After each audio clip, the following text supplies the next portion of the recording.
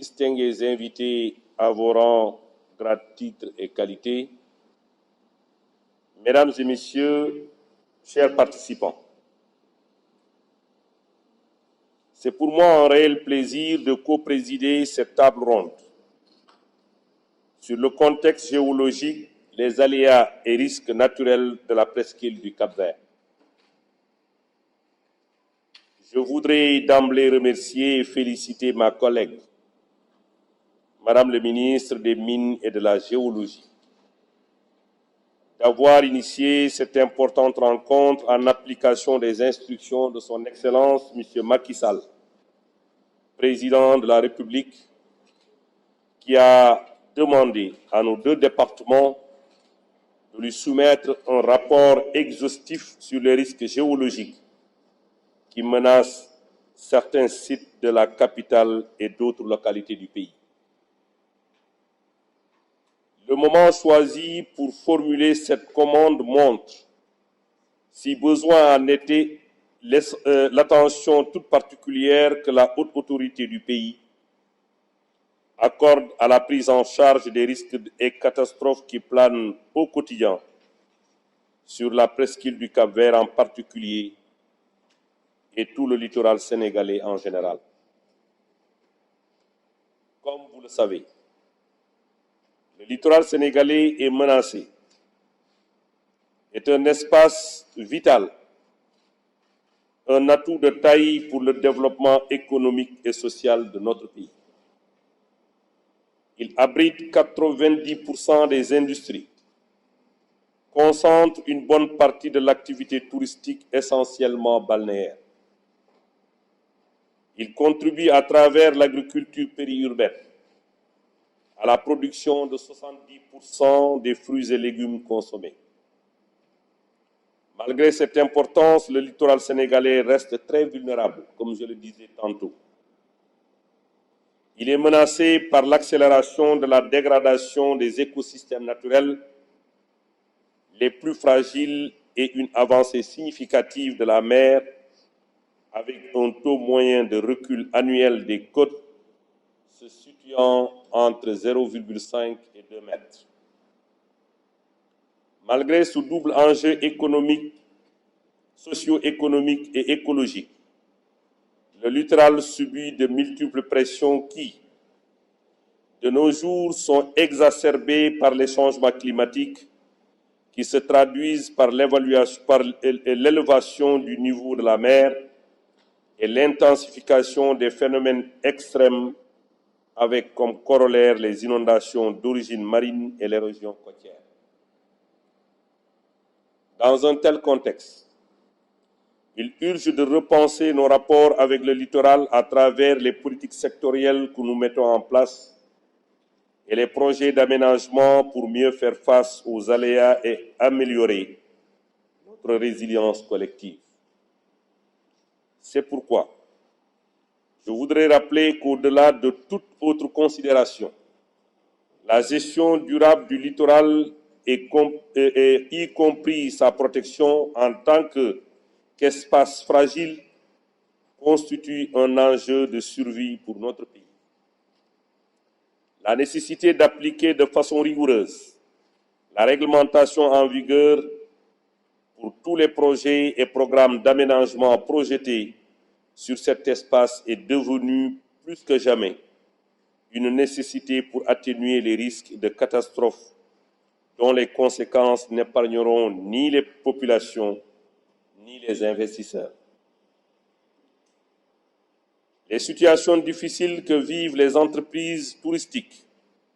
de la station balnéaire de Saly Portudal, les populations de Saint-Louis, Rufisque, Bargny, Mbao, Yène, les îles du Saloum et la Casamance face à l'érosion côtière sont là pour nous de le rappeler. Il me plaît de rappeler que pour apporter une réponse appropriée aux risques côtiers,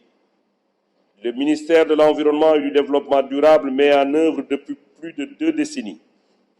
une politique de gestion intégrée du littoral avec l'appui des partenaires au développement dont la Banque mondiale, le Fonds nordique de développement, l'Union européenne,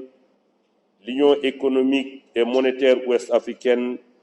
et le Fonds d'adaptation de la Convention cadre des Nations unies sur le changement climatique. C'est dans le cadre de cette coopération que nous exécutons actuellement la composante nationale du projet d'investissement régional de résilience des zones côtières en Afrique de l'Ouest, communément appelé WACA. D'un coût total de 36 millions de dollars, ce projet contribuera au renforcement du cadre institutionnel et politique de gestion intégrée du littoral dans les 6 régions côtières du Sénégal, à savoir Saint-Louis, Louga, Thiès, Dakar, Fatick et Ziguinchor. Bien sûr, à travers l'actualisation de la stratégie nationale de gestion intégrée des zones côtières, l'élaboration du plan national de gestion intégrée des zones côtières, l'étude de la faisabilité d'un organe national de gestion intégrée du littoral, la mise en place de l'Observatoire national du littoral pour faciliter l'accès aux données et informations sur le littoral, le renforcement du système d'alerte précoce pour prévenir les phénomènes météo marins dangereux, l'opérationnalisation du système d'information géographique pour le suivi du littoral, au titre des réalisations physiques et sociaux. Il est prévu la réalisation de travaux de protection de l'île de Gorée et de la stabilisation des corniches est et ouest de Dakar sur au moins 1,8 km de segments de trait de côte.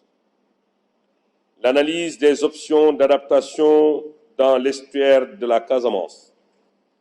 l'appui à la restauration des moyens de subsistance au profit des 500 familles sinistrées de la langue de Barbarie à Saint-Louis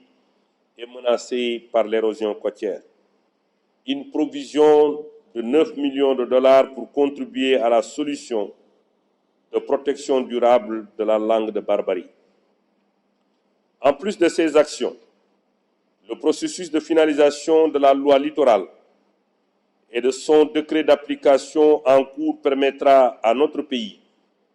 de compléter et de renforcer son arsenal juridique pour mieux organiser la valorisation de ce patrimoine commun dont la préservation de l'équilibre écologique constitue à la fois un indicateur de performance économique et environnementale. Permettez-moi, avant de terminer mon propos, de rappeler que la prise en charge des risques et catastrophes côtières coûte cher à notre pays. Le recours à l'endettement pour protéger nos côtes ou pour financer des projets et programmes de relèvement destinés aux populations impactées par les catastrophes ira crescendo si des mesures préventives ne sont pas prises et mises en œuvre avec toute la rigueur qui s'y est. Dans cette dynamique, la systématisation des évaluations environnementales, comme l'exigent les dispositions de la loi 2001-01 du 15 janvier 2001, portant Code de l'environnement et son décret d'application, nous offre la possibilité d'améliorer la conception des projets prévus sur le littoral et de tenir compte de la vulnérabilité de ces espaces aux risques naturels, y compris les risques géologiques, qui peuvent mettre en péril les investissements et les populations exposées. Elle nous permettra également de prévenir l'occupation anarchique du littoral et l'édification d'infrastructures sur des sites non édificandis,